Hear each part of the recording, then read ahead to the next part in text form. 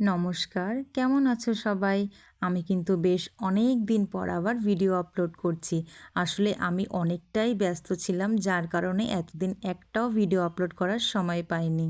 শীতকাল আসলেই ঘোরাঘুরি করার জন্য মনটা যেন কেমন করে। তাই আমরা হঠাৎ করে ভাবলাম একটু ছবিমুড়া থেকে ঘুরে আসি। বেশ কিছুদিন আগেই গেছিলাম ছবিমুড়াতে, কিন্তু ভিডিওটা আপলোড করতে একটু দেরি হলো। উদয়পুর থেকে 30 কিলোমিটার দূরে অবস্থিত এই ছবিমুড়া। এটা ছবিমুড়া বা চক্রকমা নামেও পরিচিত। জায়গাটা দেখে আমার বেশ ভালো লাগছিল, কারণ চারিদিকে ছিল শুধু জল আর জল। ত্রিপুরা রাজ্যের গোমতী নদীর তীরে খাড়া পাথরের দেয়ালে খোদিত পাথরের প্যানেলের জন্য জায়গাটা বিখ্যাত। আমরা ওখানে গিয়েই বোট পেয়ে গেছিলাম, আর বোটে বসে কেমন যেন আন্দামান আন্দামান ফিল হচ্ছিল।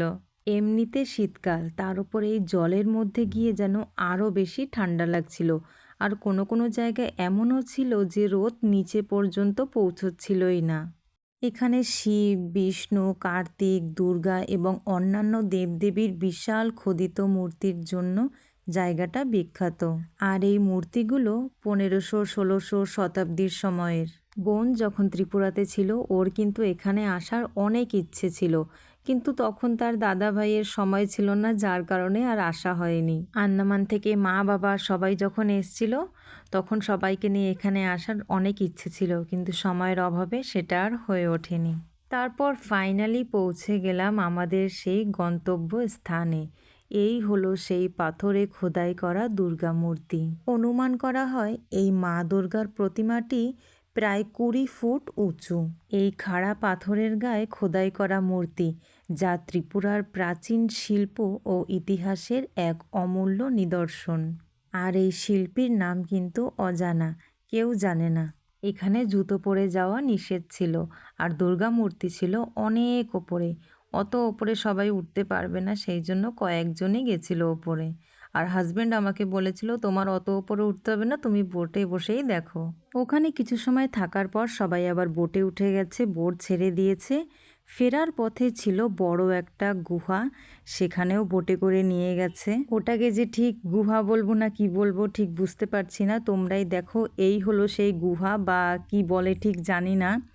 দুই সাইড থেকে ছিল বড় বড় পাহাড়, আর মাঝখান থেকে ছিল সরু রাস্তা।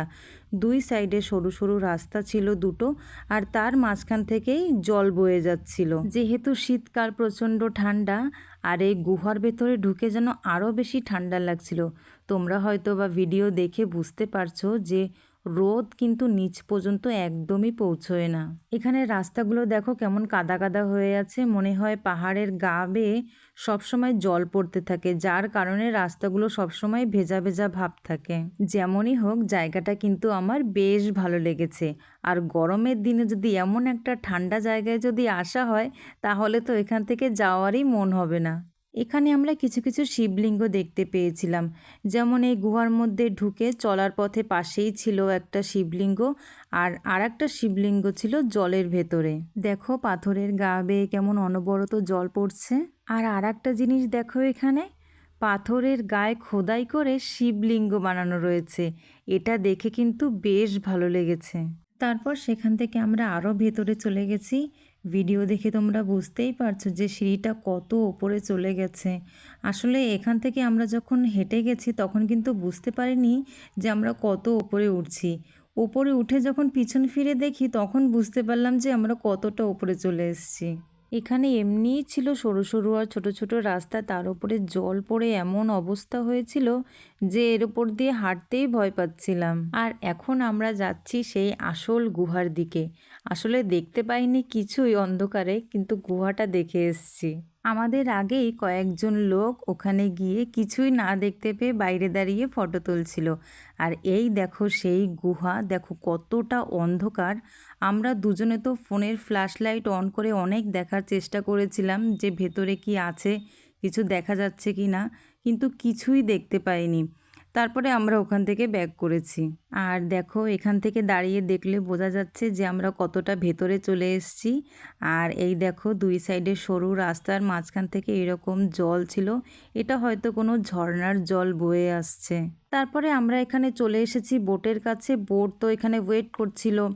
বোটওয়ালা আমাদেরকে বলেছিল 15 মিনিট সময় দিলাম, তো আমি বলেছিলাম 15 মিনিটে কিছুই হবে না, অন্তত আধা ঘন্টা তো লাগবেই দেখতে।